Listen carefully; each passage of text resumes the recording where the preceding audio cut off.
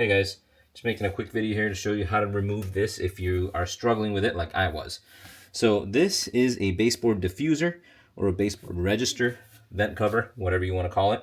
And if you have one like this, you might be having a hard time figuring out how to take it out. There's no visible screws anywhere, and it's pretty stuck there. So I had to do a little research and figure out how to take it out, and so I wanted to share with you what I found. If you take a look, let me move the camera over here. On each side, you're going to see a little knob like this.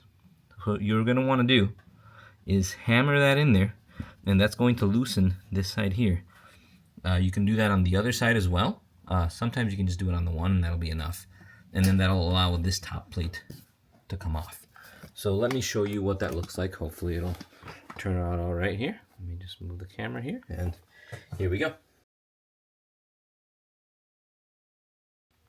Zoom in a little so you can see. There we go. So like I said, the little knob there, what you want to do is tap that with a hammer and then kind of push this up as you're doing that. So there we go. So you loosen that, and now this just comes up. And there it is.